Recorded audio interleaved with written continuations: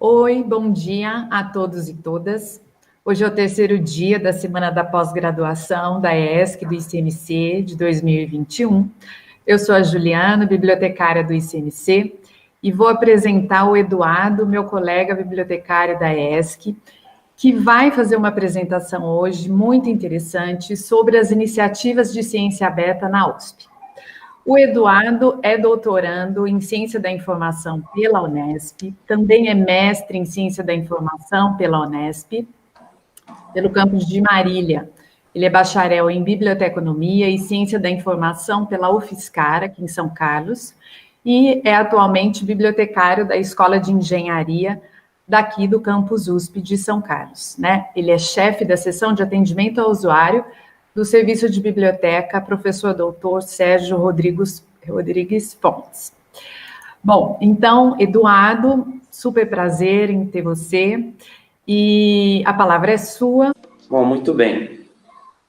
Então, dando início à nossa apresentação, eu trouxe aqui esse slide sobre o ciclo da comunicação científica. O que é esse ciclo da comunicação? É todo o processo que envolve o desenvolvimento da pesquisa.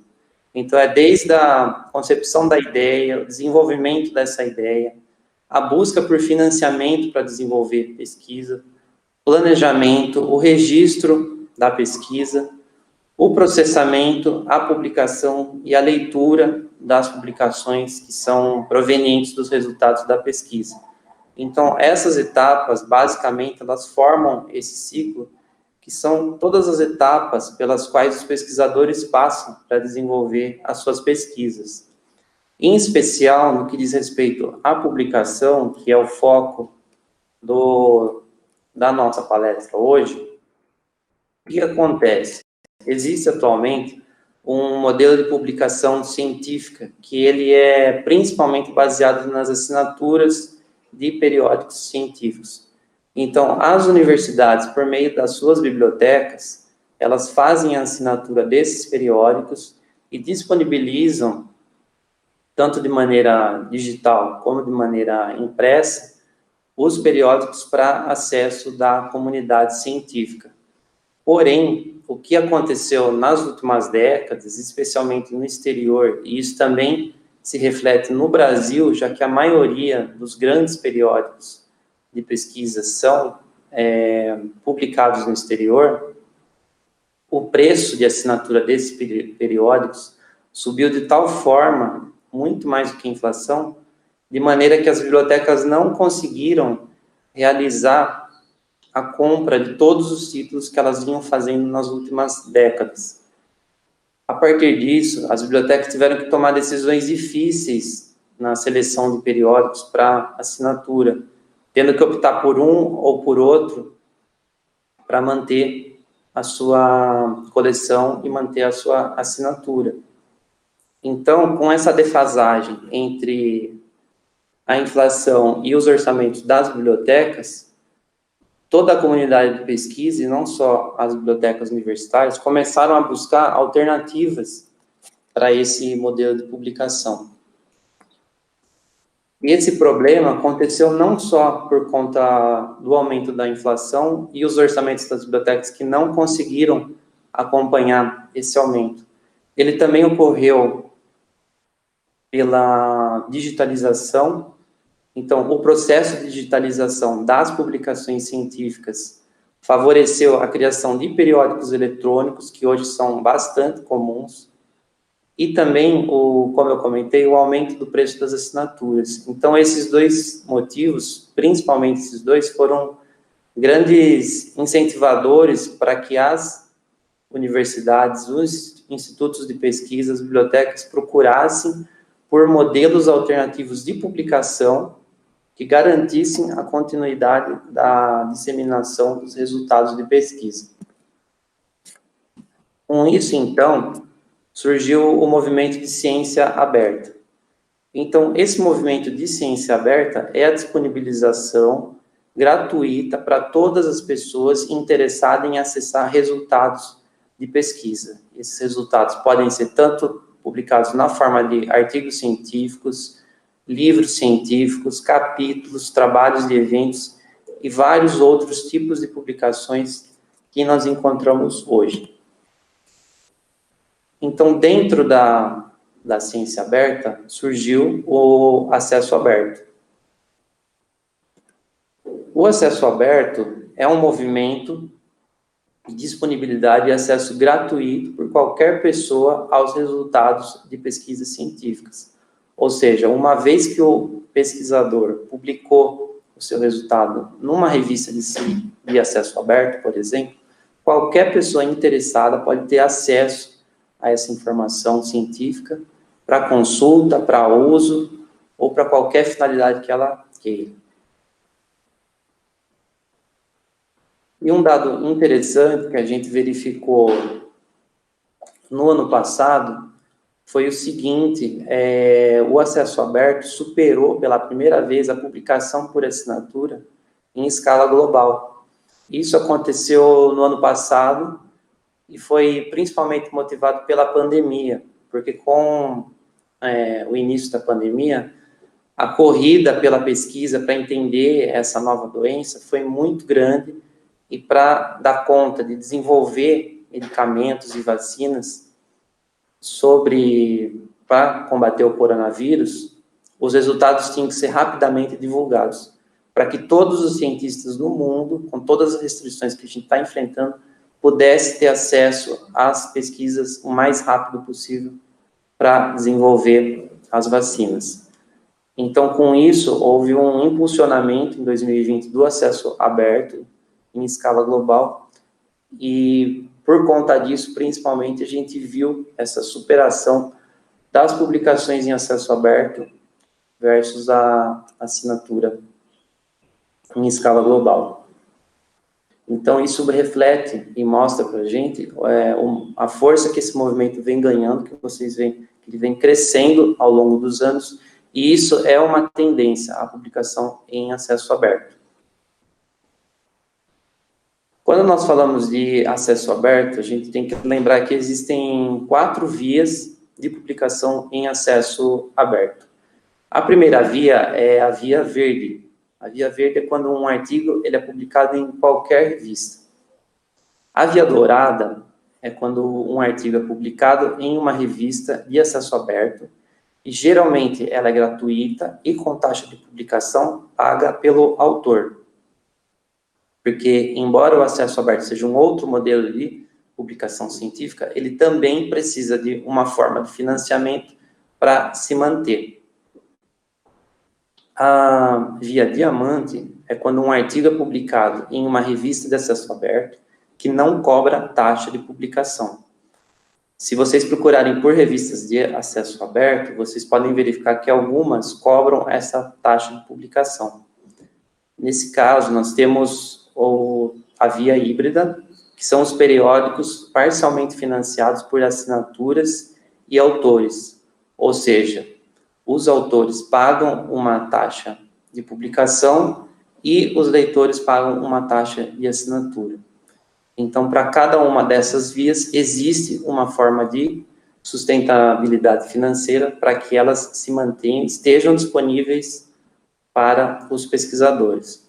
Então, na verdade, é uma ideia contrária à assinatura, onde na assinatura, quem paga pelo acesso é o usuário final, o leitor da revista, seja uma instituição de pesquisa, uma universidade ou uma biblioteca, enquanto que, em geral, no acesso aberto, nós temos a cobrança, a sustentabilidade financeira no início, ou seja, é o autor que paga pela publicação, para ter o seu artigo publicado, e também existe um modelo híbrido com a cobrança de assinaturas e pagamento de taxas pelos autores. Estas taxas geralmente são conhecidas como APCs. E no caso da USP, a gente tem disponível no site da Águia alguns descontos para autores da USP, em que é possível conseguir um abatimento no valor para a publicação em determinadas revistas de acesso aberto. O acesso aberto na USP, as primeiras discussões começaram em 2009. nesse ano, a universidade participou de um edital da FINEP, em que foi proposto a criação do repositório institucional da USP. Em 2012, nós tivemos a política de acesso aberto da USP, que atualmente está em vigor na resolução número 6.444, também de 2012, e nesse mesmo ano foi lançada a BDPI da USP. A BDPI é a Biblioteca Digital de Produção Científica da universidade. Ou seja, é a biblioteca digital que armazena todas as produções dos alunos, dos docentes e dos pesquisadores da USP. Seja trabalho em evento, livros, capítulos de livros e outros tipos de produções científicas. Em 2013, a USP participou do lançamento do repositório da produção científica do CRUESP, que é composto pela USP, Unesp e Unicamp. Em 2018, nós tivemos o lançamento do repositório da produção USP, que, na verdade, é o novo nome da Biblioteca Digital de Produção Intelectual. Ele continua armazenando todas as informações das publicações dos pesquisadores, docentes e alunos. Atualmente, o repositório da USP ele possui mais de 1 milhão de registros, e isso é alimentado dia a dia, mês a mês, ano a ano, por todas as bibliotecas da Universidade de São Paulo. Vocês podem acessar o repositório pelo endereço que aparece aí na tela para vocês. E quando nós falamos do acesso aberto, nós também temos que lembrar a respeito da política de acesso aberto da FAPESP. E como nós sabemos, a FAPESP é uma das maiores agências de financiamento aqui no estado de São Paulo e também no Brasil, em relação à questão da publicação em repositório institucional, eu trouxe esse trecho retirado do site da Águia, em que ele esclarece a necessidade dos pesquisadores que recebem algum financiamento da FAPESP publicarem os seus trabalhos no repositório institucional das suas universidades. E essa tendência, ela vem sendo seguida por outras agências de fomento à pesquisa, e nós acreditamos que isso vai se consolidar ao longo dos anos para se tornar, de fato, obrigatório. Porque não só pela questão de disponibilizar a informação para a sociedade em geral, como também dar um retorno em termos de transparência dos recursos que são aplicados na pesquisa. Quando nós falamos sobre acesso aberto, nós também temos que lembrar dos direitos autorais. Eles continuam existindo, continuam válidos. O acesso amplo não deixa de ser considerado também a questão dos direitos autorais. Então, o que são os direitos autorais? É um ramo do direito privado que regula as relações jurídicas advindas da criação e utilização econômica de obras intelectuais estéticas e compreendidas na literatura, nas artes e nas ciências. Então, os direitos autorais nada mais são do que um conjunto de normas jurídicas que regulam as relações entre os criadores de obras intelectuais e os seus usuários. E no Brasil, nós temos a Lei 9.610, de 1998, que, embora ela esteja defasada, ela ainda é a lei vigente que regula os direitos autorais no país.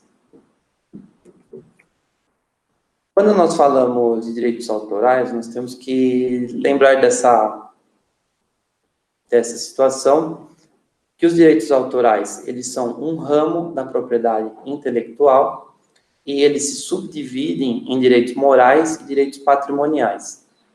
Os direitos morais são aqueles direitos atribuídos à pessoa física do autor, ou seja, a atribuição do nome do autor à sua obra.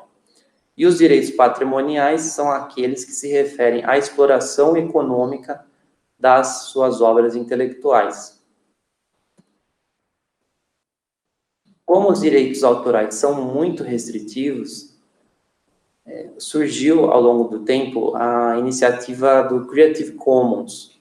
O Creative Commons é o nome da organização e do conjunto de licenças que permitem cópia e compartilhamento com menos restrições do que os direitos autorais.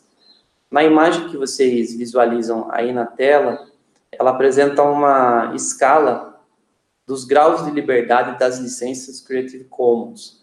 Então, existe desde um grau zero, em que o autor, ao criar uma obra, ele pode disponibilizar em formato de domínio público a sua obra, até os direitos autorais tradicionais, como nós conhecemos, que é a opção mais restrita.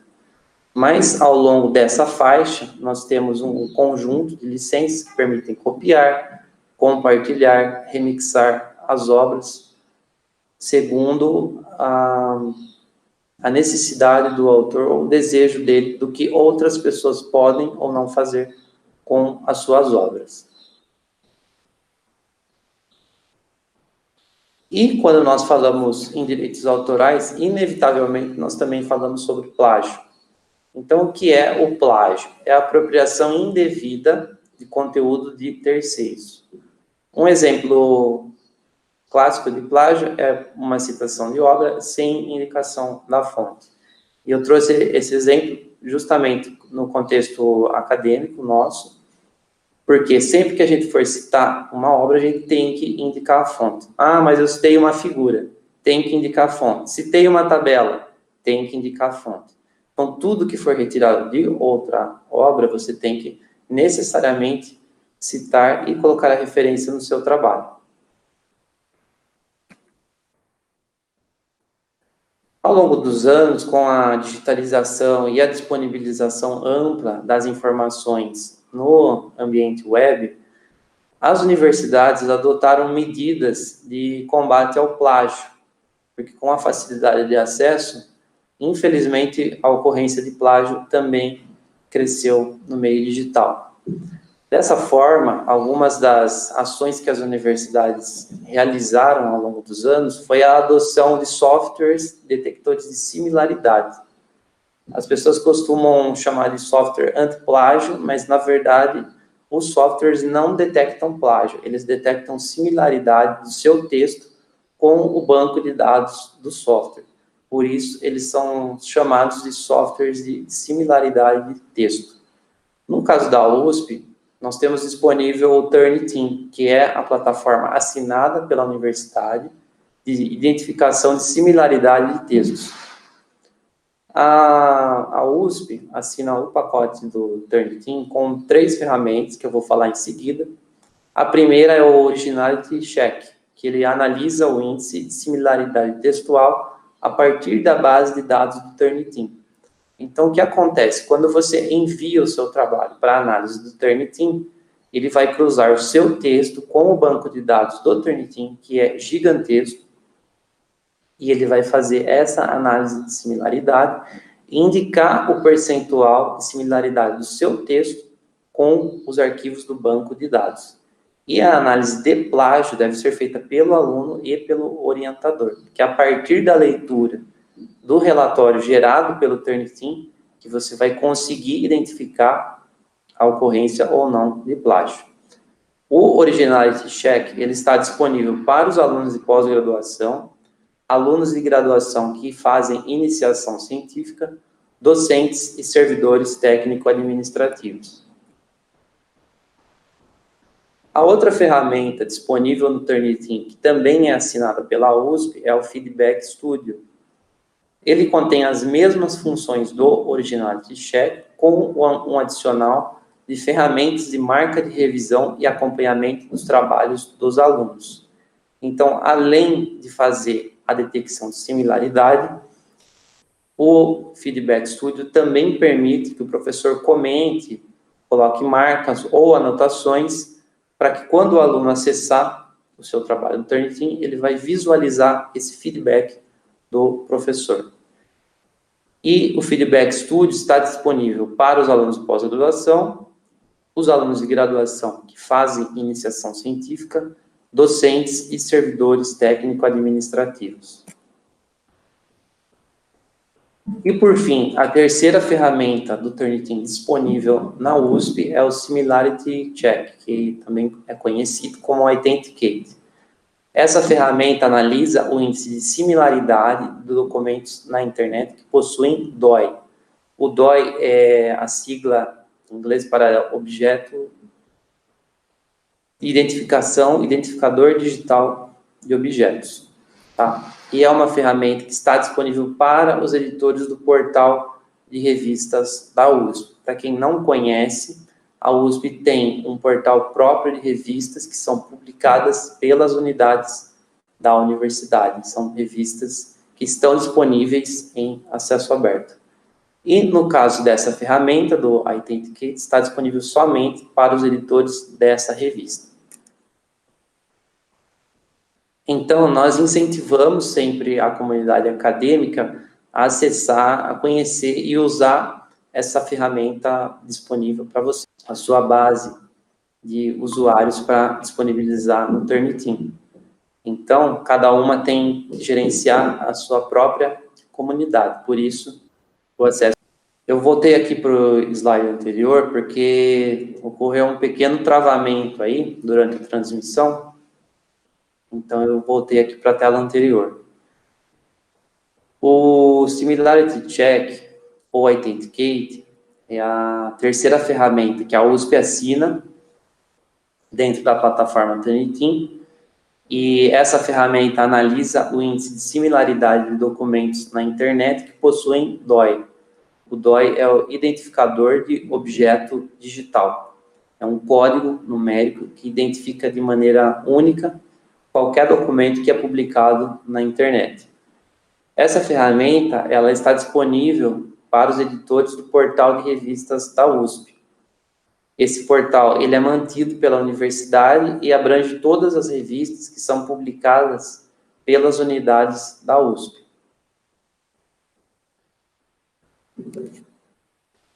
Nesse próximo slide, eu trouxe aqui 2 QR Codes, tá, para alunos da ESC e do ICMC solicitarem acesso à ferramenta do Turnitin. Então, se você é aluno da ESC, você deve ler o QR Code ao lado do nosso logo para poder solicitar acesso à ferramenta. E se você é aluno do ICMC, você deve ler o QR Code ao lado do logo do ICMC para solicitar acesso ao Turnitin. Esse acesso é separado por unidade da USP, porque cada biblioteca é responsável por gerenciar o acesso ao Turnitin da sua respectiva comunidade. Então, nós incentivamos que vocês acessem, conheçam essa ferramenta e usem, porque ela é assinada. Então, aproveitem que nós temos esse recurso disponível aqui na universidade para utilizar.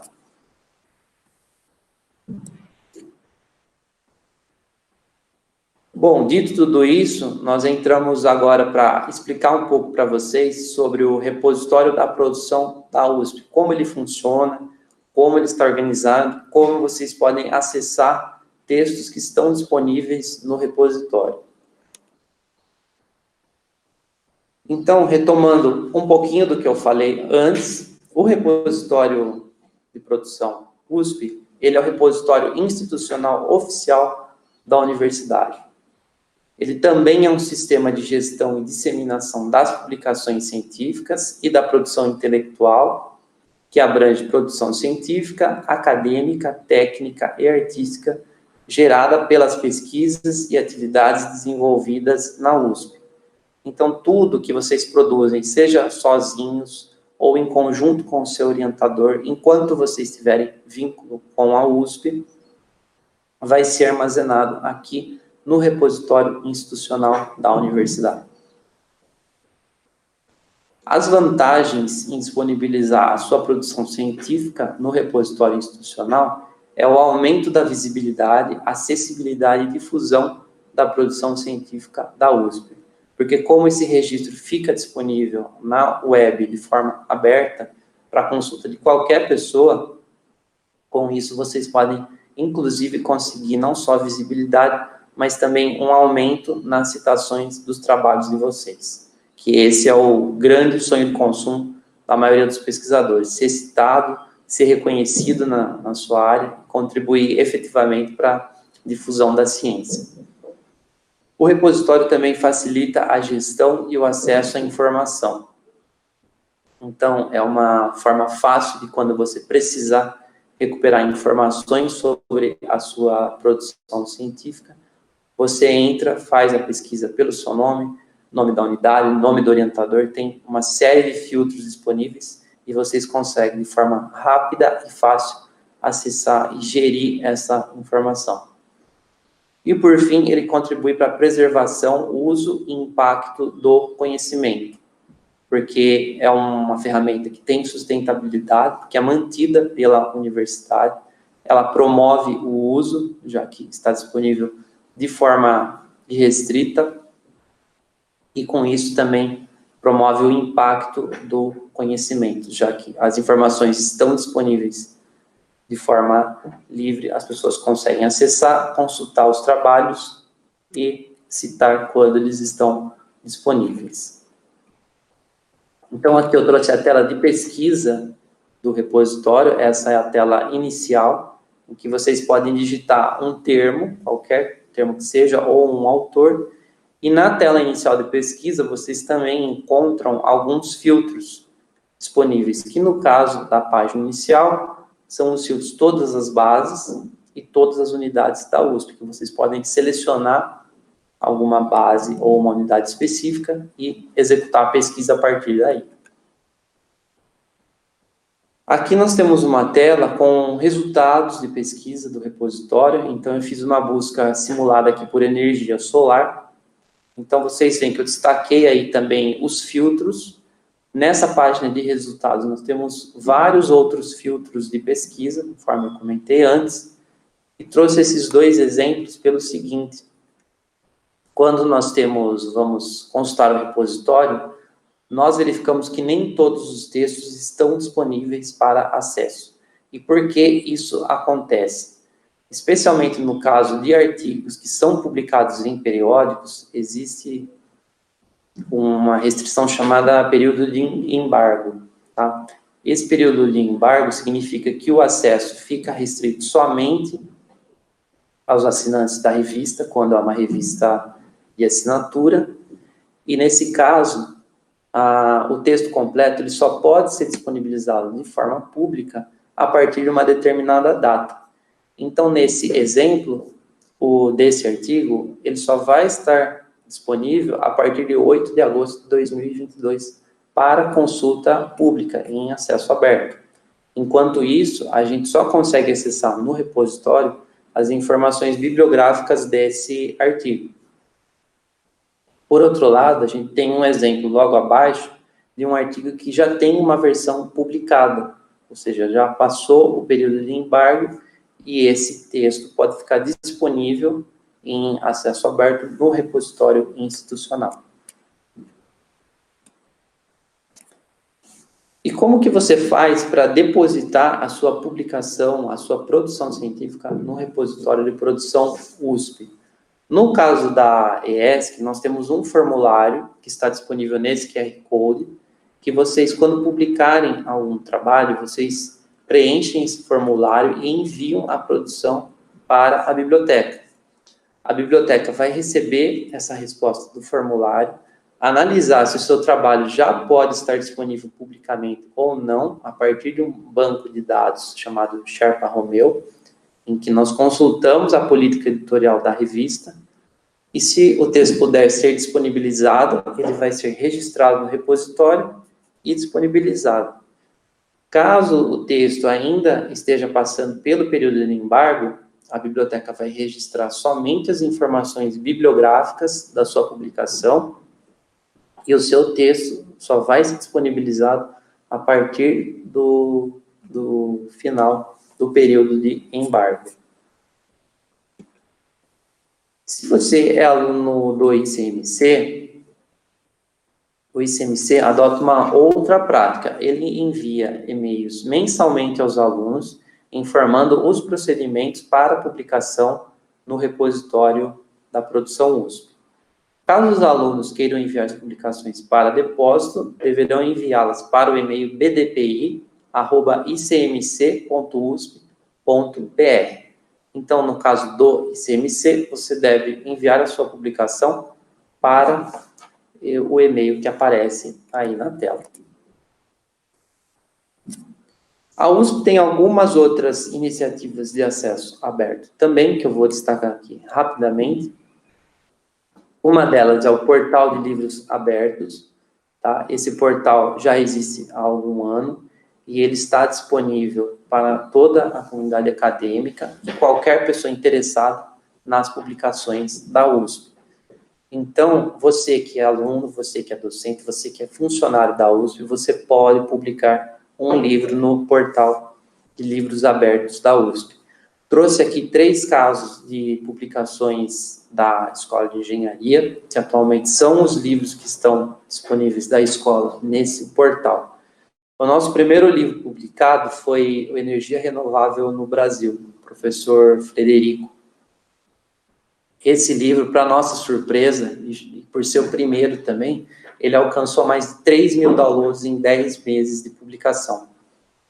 E agora, no começo do ano, ele já conta com 806 downloads.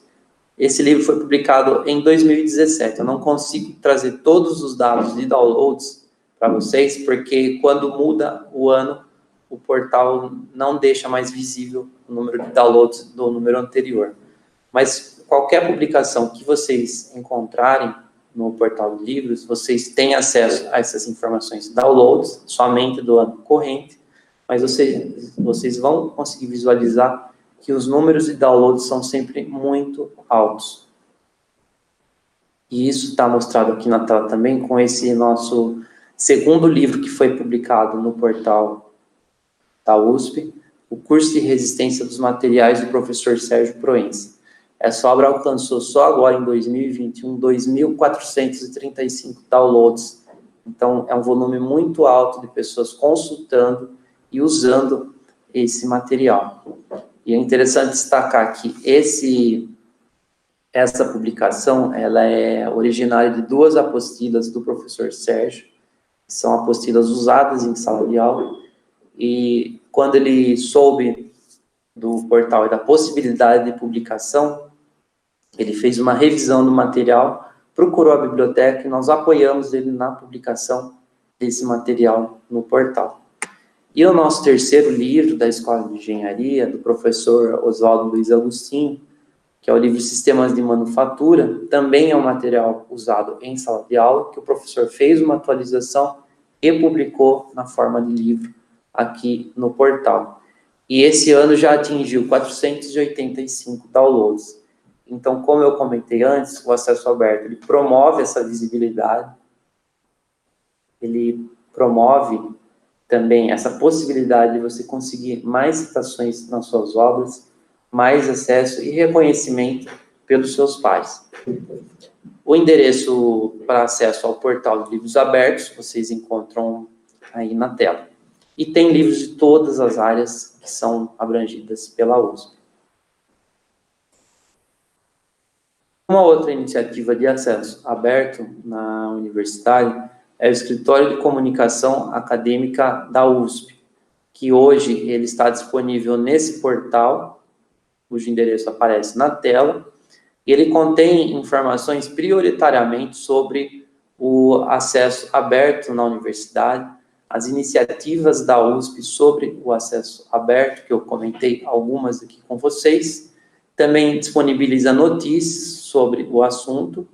É interessante vocês consultarem essas notícias para saber como anda o movimento do acesso aberto no Brasil e no mundo, e também tem disponível o link para acesso ao repositório. Então, eu também recomendo que vocês acessem o portal do Escritório de Comunicação Acadêmica para se manterem atualizados sobre as iniciativas de acesso aberto que acontecem na ciência. Essas são as referências que eu usei para a apresentação. Eu agradeço a atenção de todos vocês que assistiram. Fico à disposição para perguntas. Aqui fica o meu e-mail também, caso eu não consiga responder alguma pergunta agora, nesse momento. E, mais uma vez, agradeço. Qualquer dúvida, fico à disposição. Obrigado. Muito obrigada, Eduardo, pela praticamente uma aula super esclarecedora, super didática, com um monte de ponto importante para os alunos da pós-graduação. E então nós vamos aqui dar uma continuidade, nós temos algumas perguntas. E aí, Eduardo, vou então fazendo as perguntas para você, tá bom? E aí a gente vai bater nesse papo. Bom, nós temos uma pergunta aqui da Alexandra, do ICMC, e ela pergunta o seguinte: qual foi a contribuição de Elbaquian, né, da Alexandra Elbaquian, que é criadora do Sci-Hub, para a ciência aberta? Uma pergunta bastante complicada. A gente sabe que, sim, o Sci-Hub, ele é usado pelos alunos, assim, em situações emergenciais e não emergenciais, porque ele facilita, de fato, esse acesso à informação, embora de uma forma que a gente sabe que é ilegal. Eu acredito que essa iniciativa dela, com o Sci-Hub, ela tenha dado um empurrão para que as editoras reavaliassem o seu modelo de negócios e o seu modelo de publicação para flexibilizar um pouco o acesso à informação científica. O que a gente viu até agora no período da pandemia, né? Inclusive, no início, muitas editoras disponibilizaram não só conteúdos em acesso aberto relacionados à Covid-19, mas também a outros conteúdos publicados por elas, mas eu acredito que a contribuição talvez tenha sido nesse sentido, para dar um start nas editoras, né? Para modificar o seu modelo de negócio, ou no mínimo, rever. Eu acho que isso também impactou do lado das universidades, né, em uma certa resistência em continuar com esse modelo. E a gente tem um grande exemplo de uma iniciativa assim transformadora na questão de acesso à publicação científica, que foi o rompimento do contrato da Universidade da Califórnia, nos Estados Unidos, com a Elsevier. Eles de fato romperam, porque eles se cansaram do modelo, eles falam, não, é insustentável continuar da forma como a gente está hoje, e eles estão em negociação com outras editoras, então eu acho que isso afetou tanto o lado da ciência aberta por parte das editoras, como das universidades, para empurrar esse movimento em prol da liberdade de acesso à informação científica. E agora eu vou fazer uma pergunta aqui, que está no chat da ESC, do Igor, e ele tem uma dúvida sobre a diferença entre o modelo de ciência aberta, em que os leitores têm de pagar pela assinatura, estou entendendo aqui que é aquela linha híbrida, e o modelo de ciência não aberta, e é apenas quem paga a assinatura. Na verdade, ele tem essa dúvida sobre o pagamento na ciência aberta, de assinatura, e o modelo de a ciência não aberta. Certo. Que é o que paga a assinatura, você está entendendo? Sim. O Igor me corrige se eu estiver errado no que eu vou responder. Mas pelo que eu estou entendendo, Igor, você quer saber a respeito do modelo de negócio mesmo, da publicação científica, né? Em relação a isso, como eu coloquei naquele slide, o modelo tradicional é o modelo de assinatura, em que as editoras disponibilizam o conteúdo para as universidades, institutos de pesquisa, mediante a cobrança de uma assinatura, seja lá mensal, anual, isso é acordado em contrato entre o cliente e a editora. Agora, no modelo do acesso aberto, para continuar conseguindo publicar as revistas, você tem que tirar o dinheiro de algum lugar. Então, o modelo ele inverteu, ele passou a ser cobrado, na maioria dos casos, dos autores. Então, os autores, quando vão publicar em revistas, e isso tem gerado até uma queixa, porque às vezes os valores são muito altos, mais do que a verba que eles têm disponíveis para pesquisa, e isso também dificulta. Então, ainda não conseguiu se chegar a um denominador comum em relação a um modelo ideal de financiamento da publicação científica. Se por um lado é tão caro para as universidades hoje manter a assinatura das suas coleções de periódicos, para os autores também é um custo pesado, porque ele tem que arcar praticamente sozinho com todo o custo da publicação. Existem algumas iniciativas, como eu comentei, de descontos para autores para publicação em acesso aberto. Isso, de certa forma, tem aliviado um pouco essa carga financeira que o autor tem que suportar na hora de fazer uma publicação em acesso aberto, mas ainda não existe um modelo único ou um modelo ideal para esse financiamento da publicação em acesso aberto. Estão em discussão vários modelos, estão sendo praticados esses que eu comentei. Existem outros também, que se a gente for pesquisar outros modelos de publicação, mas a questão do financiamento para a publicação é bastante delicada e ainda não se chegou a um denominador comum para o financiamento desse tipo de publicação. Várias coisas estão sendo testadas, estão sendo discutidas. Então, a gente pode até ver o surgimento, talvez, de novas iniciativas de financiamento nos próximos anos. Tá certo. E aqui vamos continuar com as perguntas. A gente tem uma pergunta, duas perguntas também da Alexandra, que são bastante técnicas. Quando a fonte, sobre citação, né? Quando a fonte for desconhecida, como fazer a citação? E uma outra pergunta dela é: só quem é da USP pode publicar no portal de livros abertos? Certo. Bom, Alexandre, em relação à citação de documentos sem fonte, em primeiro lugar, tem que observar qual norma que você está usando para fazer a sua citação, tá? Se for norma da ABNT, você vai ter uma regra específica. Se você estiver usando uma norma estrangeira, ISO, APA ou Vancouver, por exemplo, você vai ter uma determinada regra. Então, para eu te responder exatamente essa questão, eu teria que saber em qual norma você vai publicar, por exemplo, para poder te dar uma resposta exata. Mas a dica que eu dou é sempre observar a regra da norma que você está utilizando para escrever o seu trabalho. Em relação à questão da publicação do acesso aberto, da publicação do portal de livros abertos, aliás, ele é restrito somente aos alunos, docentes e funcionários da universidade. Isso não impede, por exemplo, que você publique com um colega de outra instituição, porque você tem vínculo com a USP. Então, você pode convidar pessoas de fora para serem autores de um livro com você e publicar esse livro no portal da USP, sem problemas. Então, muito obrigada, Eduardo, mais uma vez.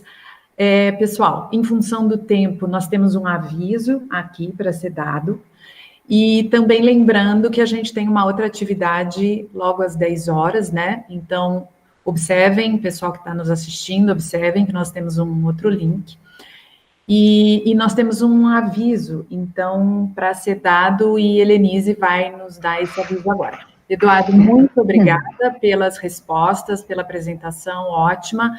Obrigada aos alunos pela participação. E quaisquer dúvidas, o Eduardo está à disposição para responder para vocês por e-mail. Tá bom? Muito obrigada. Obrigado.